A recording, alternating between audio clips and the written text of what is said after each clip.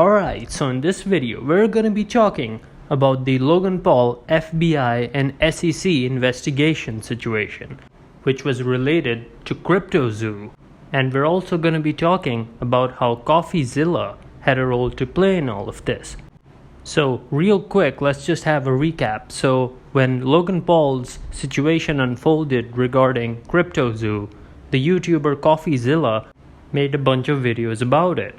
And then after that, Logan Paul ended up suing CoffeeZilla for defamation.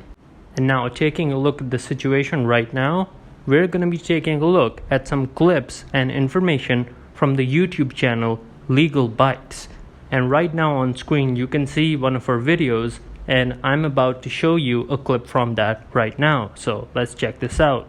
And then CoffeeZilla attaches a bunch of text messages that they got from Paul's phone. First, there's this. Logan Paul says, lawyering up, suing this MFer into the ground. Then his friend says, then everything will come out, court docs public. Then Logan says, so everyone will see what happened for better or for worse. And just pausing for a moment to note the irony in that they are talking about everything coming public. Maybe they didn't realize that that included these text messages. Anyway, then the texts go on where the friend says to let others know it's not worth coming at you and there's a price to pay. To which Logan responds, that's the idea, need to shut it down. Then the friend continues, public humiliation is always more effective, and Logan responds, totally agree. And then CoffeeZilla says, Paul also admitted that he's suing him just to make his life difficult. And he says, Zilla will pay one way or another. I'll make sure of it. And even when CoffeeZilla says one of Paul's friends tries to talk him out of the idea of spending time trying to punish CoffeeZilla by stating, bro, you're a billionaire, Paul responds with, a petty billionaire. And finally, CoffeeZilla says that Paul even admits that he just wants to make CoffeeZilla suffer along with anyone else he feels has wronged him. And here he attaches text where Paul says, I want people who wronged me to suffer while I continue getting wins on their grave. Alright, now there's a lot to discuss here. So let's take a look at how in the text messages the friend mentions how, doing this will then show other people that it's not worth coming at you, right? He says this to Logan. And then Logan replies with, that's the idea. And then in the text, it's also mentioned how this is basically a form of public humiliation, right? So that's the idea behind all of this.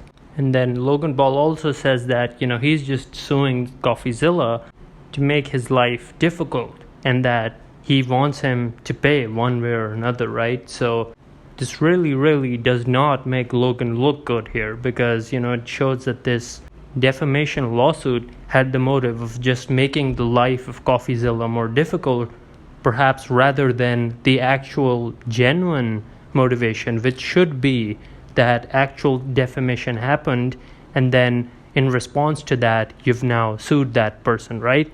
So this really does not make Logan look good in that sense. It's definitely gonna hurt him. And then, this theme actually continues because one of Paul's friends actually tries to talk him out of doing this.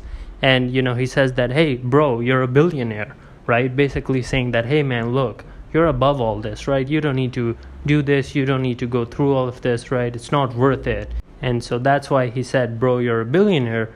But then in response, Logan says, a petty billionaire. All right, so he's just showing how he's being petty in this situation, and he really just wants to go after CoffeeZilla. And then in the end, you see the text messages of him saying that he wants people who wronged him to suffer. So yeah, overall, these text messages really do not help Logan's case, and they really do make him look bad. Now, real quick, I just want to say that I'm giving out shoutouts on this channel to people who subscribe, hit the notification bell, and comment letting me know that they subscribed. If you do that, then in the next video, I'll give you a shout out. Now, as for the last video, I wanna give out a shout out to Carson Bryant 8596. Thanks for the subscribe, I really appreciate it. Now, back to the video.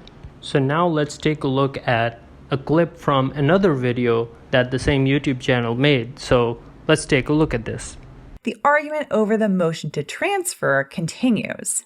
And that's where we find out what evidence Logan Paul is so afraid of. Specifically, we start seeing an open reference to some criminal investigations of Logan Paul specifically, and we see that CoffeeZilla was in fact the whistleblower. And we know that this is the evidence Logan Paul tried to keep a secret in his motion to preserve confidentiality because CoffeeZilla confirmed this in a footnote in his reply to Paul's opposition to the motion to transfer. So if you couldn't absorb all that detail just now, don't worry about it. Just know that we can officially confirm that this is what Logan Paul almost definitely didn't want you to see. So then what exactly is this evidence that is now public that Logan Paul was so afraid of the public seeing?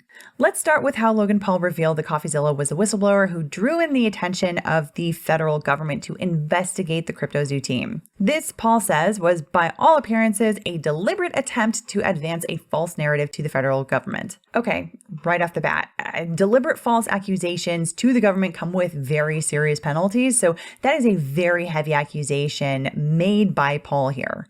But anyway, he continues. The reason that Findeisen misled the government so brazenly, of course, was that his goal was to prompt the government to investigate and build cases against plaintiffs specifically, whom he had never even spoken to about the project, in order to further harm plaintiff and, he hoped, ultimately claim credit and raise his own profile in the event the investigations resulted in criminal charges or civil penalties against him. Alright, so as you just saw, CoffeeZilla was the whistleblower in this situation, and Logan Paul was making the case that CoffeeZilla was actually pushing a false narrative to the government so that in the event that Logan ends up being charged by the government, that would then, give clout to CoffeeZilla and, it would raise his profile. So that's the argument he's making. But the problem here is that in order for any of that to actually happen, in order for, the government to then charge Logan after CoffeeZilla did all of this, there would actually have to be enough evidence against Logan for the government to actually charge him. Otherwise, it would just make CoffeeZilla look horrible, and also it would mean that he had actually tried to push a false narrative to the government, which would be really horrible for CoffeeZilla, right? So, that's the problem with this argument, that CoffeeZilla wouldn't do this if really it was just all of this fake narrative thing, because that would be really harmful to him. And then another thing was that, he would only get clout from all of this if Logan Paul actually did get charged. But then in order to get charged, you have to have done something wrong. So yeah, it's not looking too good in terms of the argument being made here. And then another thing is that there's actually this screenshot of correspondence between CoffeeZilla and someone at the SEC. And that person at the SEC was actually thanking CoffeeZilla, because you can see how in the middle that person wrote, "Personally, I have found your reports in the other matter very helpful and well done, and this appears to be from the same mold. So I just wanted to say we appreciate it, happy to chat anytime." And so yeah, it's pretty crazy, CoffeeZilla this entire time was giving the government various pieces of information, and so yeah, it's pretty crazy. He's not just a YouTuber, he's actually having genuine real world impacts here and working with the US government. So that's a pretty big deal, And so now let's take a look at another clip from the same video. Logan Paul receives a subpoena to testify regarding CryptoZoo before a grand jury. And not only that, but the Central District of California issued an amended search warrant for all of Paul's electronic devices for evidence of securities fraud, wire fraud, money laundering, and conspiracy related to CryptoZoo. And it goes on. Then on March 7th, the SEC subpoenaed Paul for information related to CryptoZoo and other alleged crypto scams Paul has been involved with, including Dink Doink. Then on June 10th, 2024, Paul was deposed in the SEC investigation. After that, on March 14th, 2025, CoffeeZilla says that with the change in presidential administration, there's also a change in policy at the SEC.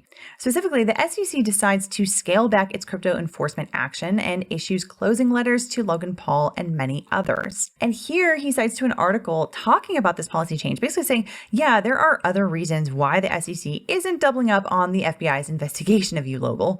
However, CoffeeZilla says the FBI investigation remains, and he says they continue to express interest in Paul as recently as early 2025. And he says, as far as he knows, this investigation is ongoing. Alright, so as you just saw, Logan was really in a lot of trouble. Although in March of 2025, he did end up getting a closing letter from the SEC. But it does seem to be the case that the FBI is continuing to express interest in Logan Paul, and this was as recent as early 2025. So it seems like Logan isn't exactly completely off the hook here.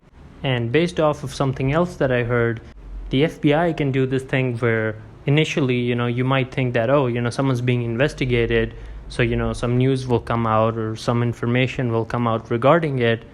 But then, for a long time, you just hear nothing about it. So, you're like, oh, well, maybe they didn't find anything. But then after that, later on, they just end up hitting that person with charges. So they can take their time. So yeah, overall, this is a pretty interesting situation. Logan Paul, such a massive YouTuber, and also CoffeeZilla, who's really big as well. Them being involved in this really, makes it super interesting for me as someone who covers these kinds of YouTuber related topics. And also it's crazy to me how, at this point, the influencer game has gotten so big that we're even seeing situations like these at all, right? So in the past, I don't think anyone would have expected that, two YouTubers would be in a situation this big where, literally the FBI and the SEC were involved. So, it is really that crazy, man. Like, just the scale of YouTubers is now so big that a situation like this is even possible at all. When I think that, when YouTube was first starting off, if you told someone that, eventually something like this is gonna happen years later, they would have thought like, no way, dude, that makes no sense. But yeah, here we are, man. This is a big deal. We have CoffeeZilla being thanked by someone at the SEC, and we got Logan Paul's investigations and the defamation lawsuit against CoffeeZilla by Logan Paul. So yeah, a lot of really big stuff is going on here, man. So yeah, those were my thoughts on the situation, and now I'm interested in hearing your thoughts down in the comment section below. So leave a comment letting me know what you think, and we can have a discussion down there. And with all that being said, guys, this is Alexi, signing out.